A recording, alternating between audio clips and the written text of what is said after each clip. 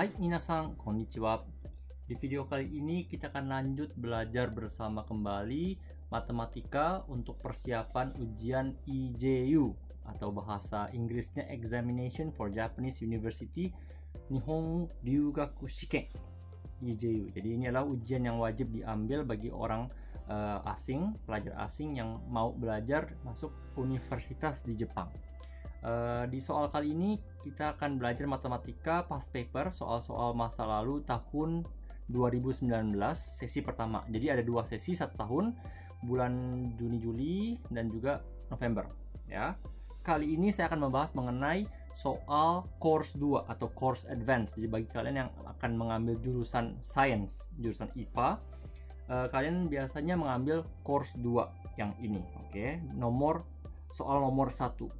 Oke, siap. Jadi bagi kalian yang baru mulai bergabung, kalian bisa mengecek video-video saya lainnya. Saya akan memberikan banyak video tutorial dan soal-soal lainnya untuk pelajar matematika, kimia, fisika, biologi, dan juga bahasa Jepang. Ya, baik, kita akan mulai bersama. Saya sudah siapkan soalnya seperti ini dalam bahasa Inggris dan dalam bahasa Jepang. Kamu akan bisa memilih bahasa Inggris atau bahasa Jepang di ujian aslinya. Tetapi seandainya kalian benar-benar serius untuk belajar di Jepang, maka saya sarankan untuk mengambil ujian dalam bahasa Jepang.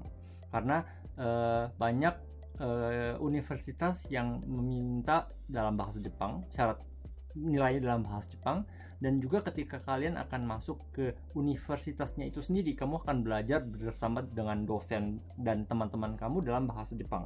Kecuali kalau kamu ambil kelas internasional. Tetap saya akan sarankan kalian belajar dan mengambil ujian dalam bahasa Jepang. Tapi dalam video kali ini, karena banyak kalian-kalian yang mungkin masih baru bergabung dengan saya di video awal ini, saya akan membahas dalam bahasa Inggris juga. Sekarang kita lihat bagian sebelah kiri, kita punya soal seperti berikut. For A until K in the following sentences, choose the correct answer from among choice 0 to 9. Jadi kita punya pilihan isian A sampai K sini ya, A, B, C, D, E, F, G, H, I, J, K. Jadi ada 11 isian yang harus diisi dan harus pilih dari 0 sampai 9. Ini jawabannya, jadi 0 sampai 9. Jadi seandainya jawabannya A itu adalah yang ini, maka kamu pilih jawabannya 7. Kalau yang jawaban ini adalah sama dengan 8. Jadi kamu akan pilih dari 0 sampai 9 dan kamu isi dalam kertas kamu. Oke, sekarang kita lihat soalnya. Consider the quadratic function. Kita punya persamaan kuadrat Y sama dengan AX kuadrat tambah BX tambah C, whose graph is as shown in the figure at the right. Jadi kita punya gambar seperti ini. Sekarang kita lihat dulu gambarnya seperti apa. Kita punya parabola, grafik parabola kuadrat yang menghadap ke atas, berpotongan di titiknya 1 dan di antara 0 dengan minus. Oke. Kembali ke soalnya, kita punya then A, B, and C satisfy the following expressions. Kita punya A, B, C. 3 variabel ini akan memenuhi syarat-syarat di bawah 1, 2, 3, 4, 5. Jadi berdasarkan grafik ini kamu harus melihat hubungan antara A, B, dan C. Apakah dia sama besar atau lebih besar atau lebih kecil daripada 0. A tambah B tambah C lawan 0, A min B tambah C lawan 0, 4A tambah 2B tambah C, dan juga B kuadrat min 4AC. Oke, jadi kamu pilih hubungannya antara A, B, C, D, E, F, G dengan pilihannya antara lebih besar sama dengan atau lebih kecil daripada 0. Jadi ini bagian pertama. Oke, bagian kedua sini ya, bagian kedua. Given the condition that A, B, and C satisfies 1 and 2. Jadi 1, 2 ini adalah yang di atas sebelah sini ya. In 1, consider the case where the value of A kuadrat minus 8B minus 8C is minimized. Kita punya syarat di mana A, B, C memenuhi persamaan 1 dan 2 ini, dan diminta value ini A kuadrat 8AB 8C itu mendapatkan titik minimum ya. Jadi nanti kita melihat seperti ini, caranya seperti apa sehingga kita mendapatkan titik minimumnya adalah A sama dengan sekian dan nilai B-nya itu adalah diantara sekian sampai sekian. Oke, bagi kalian yang merasa kamu akan mau mencoba dengan sendiri, kamu bisa pause videonya, kamu kerjakan dulu, nanti kita akan cocokkan jawabannya bersama lagi. Oke, bagi kalian yang mau mendengarkan lanjut, kita bekerja bersama. Siapkan pensil dan kertas kamu, kita mulai. Oke, baik, sekarang kita mulai dari melihat persamaan dasar untuk fungsi kuadrat. Jadi pada dasarnya ketika kamu pelajari fungsi kuadrat di SMP kelas 1, kelas 2, kamu punya persamaan fungsi kuadrat seperti ini, ax kuadrat tambah bx tambah c, ya. Dan juga kamu pernah belajar seperti ini, ya, x minus p, x minus q, atau x tambah a, x tambah b, seperti itu, ya. Nah, seandainya kita punya dua persamaan ini, kita ekspansi, kita kalikan bersama, kita akan mendapatkan bagian yang di atas. Oke. Nah, sekarang kamu lihat kenapa saya tulis x minus p, x minus q. Bagi kalian yang mungkin sudah pernah melihat video-video saya sebelumnya, saya tulis seperti ini. Minus p minus q itu menunjukkan di mana titik potongnya. Titik potong ini, ya, kamu lihat garis grafik sini. Titik potong antara fungsi kuadrat dengan y sama dengan 0, dengan sumbu x ini dia berpotongan di titik p dan di titik q, ya, dengan syarat p dan q itu positif, maka saya pasang minus minus seperti itu. Nah, ini kamu sudah harus mengerti, ya. Saya tidak mau bilang harus hafal, tapi saya bilang harus mengerti. Jadi ketika kamu sudah mengerti pengertian arti dari sebuah fungsi persamaan kuadrat ini dengan grafiknya, kamu akan mengerjakan soal ini jauh lebih gampang daripada hanya mengerjakan dengan hafalan saja. Sekarang kita lihat grafiknya secara lebih detail. Saya punya grafiknya ini diperbesar dan kita mulai seperti ini. Kita mulai dari persamaan dasar fungsi kuadrat x minus p, x minus q. Kemudian saya akan memasukkan, kita melihat titik potongnya dulu. Titik potongnya persamaan kuadrat ini dengan sumbu x alias y sama dengan 0 dengan sumbu x, ya. Ada dua titik. Satu di sini di titik 1,0 dan satu lagi di titik yang kita tidak tahu. Jadi anggaplah saya pasang namanya adalah minus alpha, ya. Saya mau buat alpha sebagai nilai positif di antara 0 sampai 1, jadi pasang titik sini minus alpha, lebih gampang. Kamu mau pakai alpha positif nggak masalah, mau pakai alpha negatif nggak masalah, tapi harus konstan. Ini hanya saya buat perumpamaan, jadi untuk membuat soal lebih gampang buat saya mengerjakan, ya. Jadi kita punya titik potong, satunya itu di minus 1, satunya di titik minus alpha. Maka demikian kita punya titik persamaannya akan berubah seperti ini. Pertama yang Q yang di sebelah kanan saya potong di titik 1,0, maka saya masukkan 1. Di titik P saya punya di sebelah kiri dia berpotongan dengan minus alpha, jadi minus alpha alias plus alpha. Oke. Nah, satu lagi saya pasang negatif di sini. Masih ingat kenapa? Negatif di ini, di sebelah sini itu menunjukkan kalau parabolanya ini dia menghadap ke bawah.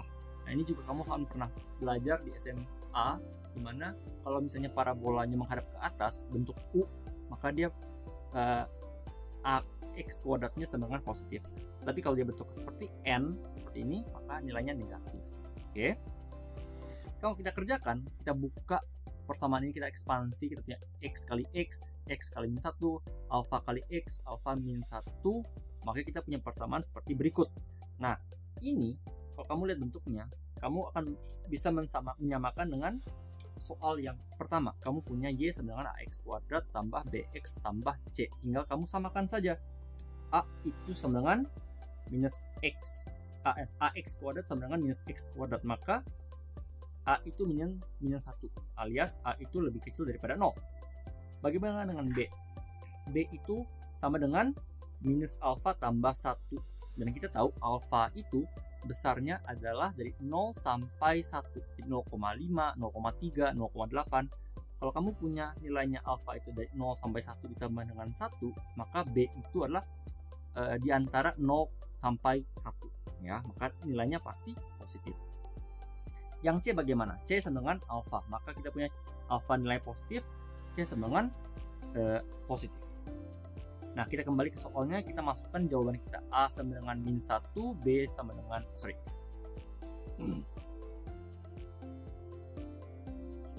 Nah, sekarang kita kembali ke soalnya, kita punya A sama dengan min 1, maka A itu nilainya negatif.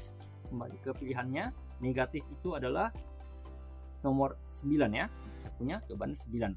Kemudian B itu alpha plus 1 alias positif. Maka positif itu adalah pilihan nomor 7. Sama seperti C juga alfa, maka nilainya positif dan dia lebih besar daripada 0. Oke, kita punya A, B, C, dijawab seperti ini. Oke, lanjut kita masuk ke soal nomor 2. A tambah B tambah C. Tinggal kamu tambahkan saja semuanya. A, B, C itu minus 1 tambah minus alfa tambah 1 tambah alfa sama dengan 0. Jadi kalau 0 jawabannya adalah 8. Oke, lanjut.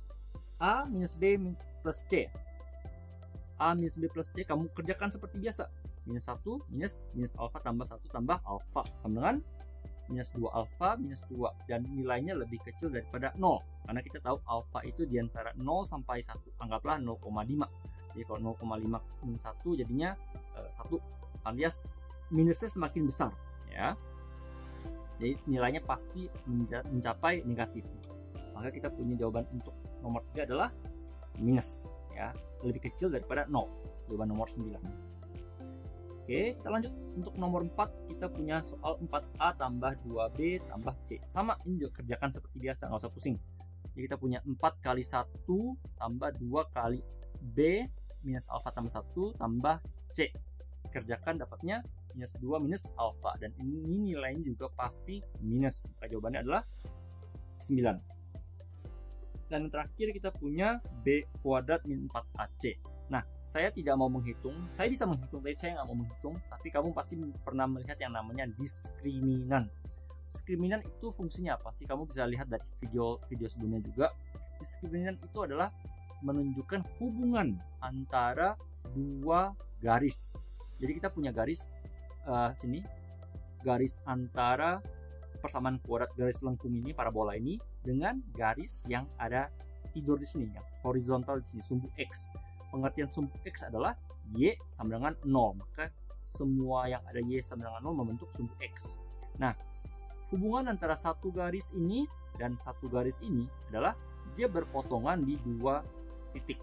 Jadi ketika dia berpotongan di dua titik, maka D diskriminan itu nilainya positif ya. Nilai positif, maka nilai dari jawaban nomor 5 adalah 7 ya, lebih besar daripada 0. Untuk review lagi, seandainya D-nya itu sama dengan 0, maka dia berpotongan di satu titik, tepat di titik puncak. Seandainya D-nya negatif, artinya dia tidak berpotongan, artinya dia nilainya negatif, dia tidak berpotongan di sini. Oke, baik, kita punya jawabannya seperti berikut. Sekarang kita lanjut ke nomor 2, di mana kamu akan melihat soalnya lanjutan dari nomor 1. Dia akan menulis persyaratan A, B, C itu memenuhi persyaratan 1 dan 2. Jadi kita punya satunya itu adalah seperti ini, A itu negatif, B itu positif, dan C itu positif. Sedangkan syarat nomor 2 kita juga punya A tambah B tambah C sama dengan 0.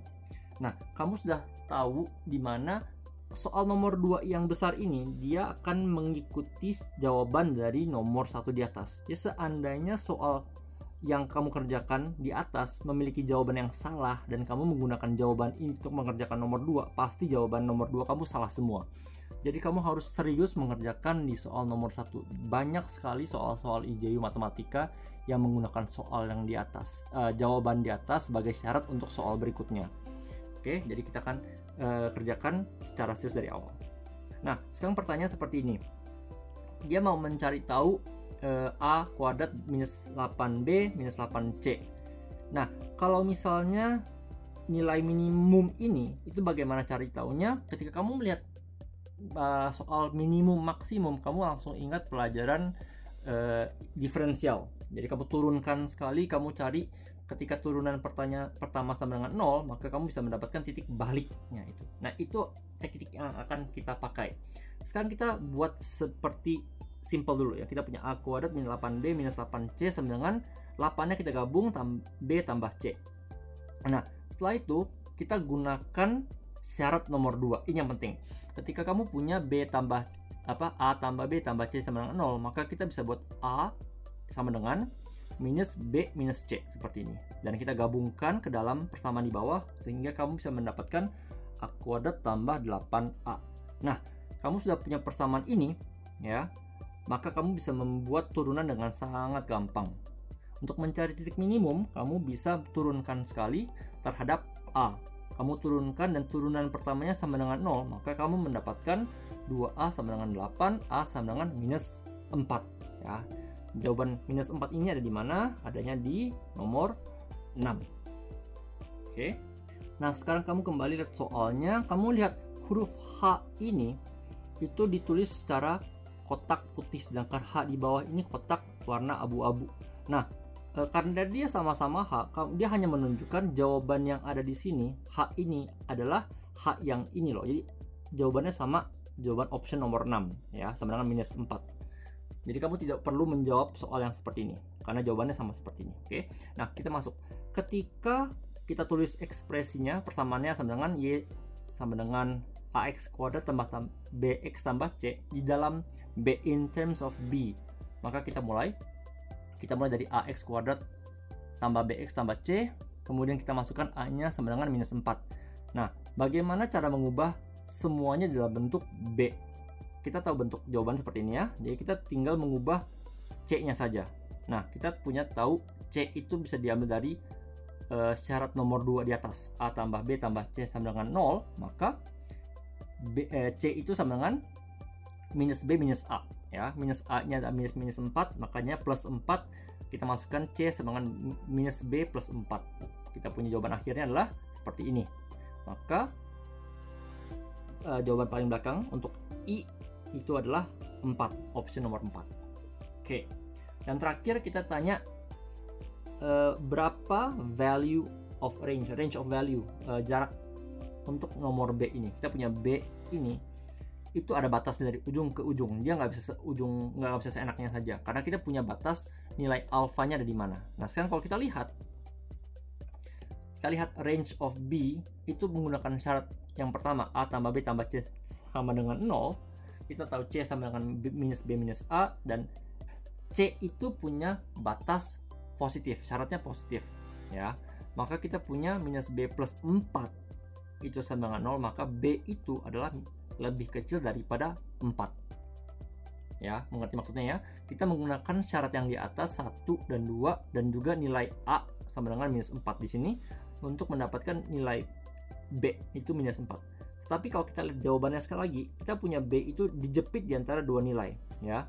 Jadi kamu tahu B itu lebih kecil daripada 4 dan kita memerlukan suatu batas lagi di bawah, dan kita tahu di syarat yang pertama B itu harus lebih besar daripada 0. Maka dari itu B itu dijepit di antara 0 sampai 4 ya. Jawaban untuk kali ini J itu adalah 0, K itu adalah 4. Oke, jadi kita punya jawabannya seperti berikut. Tinggal kita cek jawabannya semuanya.